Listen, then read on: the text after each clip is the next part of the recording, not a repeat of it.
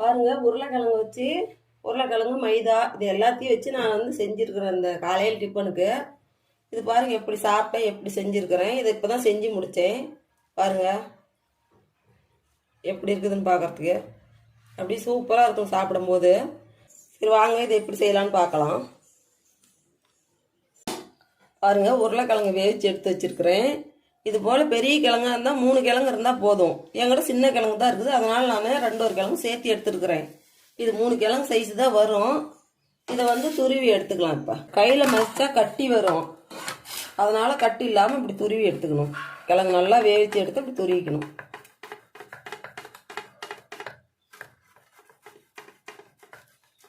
துருவி எடுத்துக்கலாம்.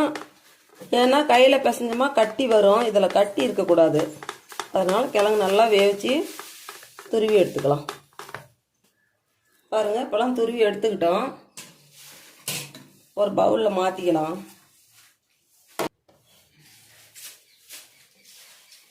பெரிய வெங்காயம் பொடியாக நறுக்கந்து 1 வெங்காயம், சீரகம் ஒரு 1/2 ஸ்பூனு, மிளகுத்தூள் 1/2 ஸ்பூனு, கொஞ்சம் சில்லி ஃப்ளேக்ஸ் போட்டுக்கலாம் ஒரு 1/2 ஸ்பூனு, கொத்தமல்லி தழை கொஞ்சம் போட்டுக்கலாம்.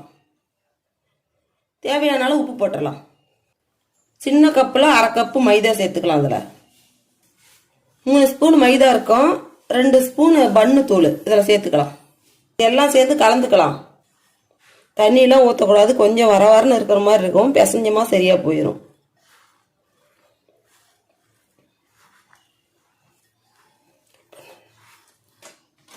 கொஞ்சம் கையில் எண்ணெய் போட்டுக்கிட்டு இப்படி எடுத்து கொஞ்சம் கொஞ்சமாக இப்படி இத்தத்தை பெருசு உருண்டை பிடிச்சிக்கலாம். அப்படியே இப்படி பந்தாட்டம் பிடிச்சி இப்படி தட்டிக்கலாம். கொஞ்சம் இப்படி கொஞ்சம் குழியாக பண்ணி விட்டுக்கலாம். இதுக்குள்ளே ஜீஸ் வச்சுக்கலாம்.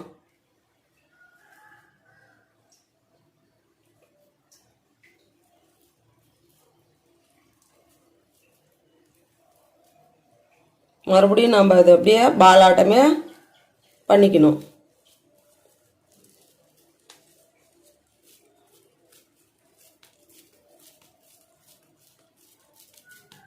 பாருங்க, இப்படி சேர்த்து இப்படி பிடிச்சிக்கணும்.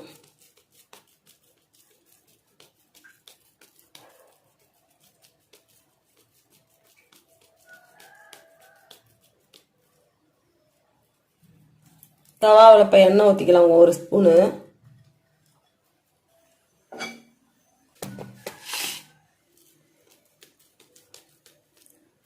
இப்படி உள்ளங்கையில் வச்சு இப்படி ஓரளவுக்கு நல்லா, ஓரளவுக்கு ரொம்ப மொத்தமாக வேணாம், லேசாக அப்படி தட்டி கொடுத்துக்கலாம். அப்படி போட்டு எடுத்துக்கலாம்.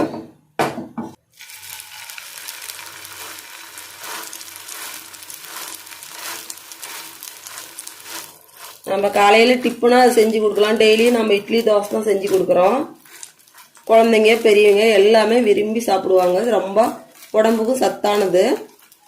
இப்படி செஞ்சு கொடுத்தோமா நல்லா சாப்பிடுவாங்க. ஏன்னா டெய்லியும் நம்ம மாவில் தானே இட்லி தோசை செய்கிறோம். இப்படி ஒரு முறை செஞ்சு கொடுங்க. இப்படி ஒரு முறை செஞ்சு கொடுத்தீங்களா ரொம்ப ரொம்ப விரும்பி சாப்பிடுவாங்க. எல்லாருமே பெரியவங்க குழந்தைங்க எல்லாருமே சாப்பிடுவாங்க.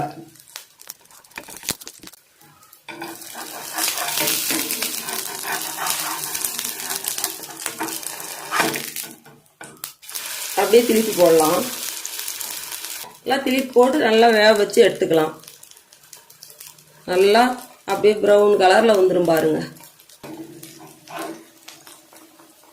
இப்போ ஃபஸ்ட்டு போட்டது வெந்துருச்சு, நம்ம எடுத்துடலாம். பாருங்க, உருளைக்கிழங்கு வச்சு உருளைக்கிழங்கு மைதா இது எல்லாத்தையும் வச்சு நான் செஞ்சுருக்கிறேன் இந்த காலையில் டிஃபனுக்கு. இது பாருங்க எப்படி சாப்பிட்டேன், எப்படி செஞ்சுருக்கிறேன். இதை இப்போ தான் செஞ்சு முடித்தேன். பாருங்க எப்படி இருக்குதுன்னு பார்க்குறதுக்கு அப்படி சூப்பராக இருக்கும் சாப்பிடும்போது.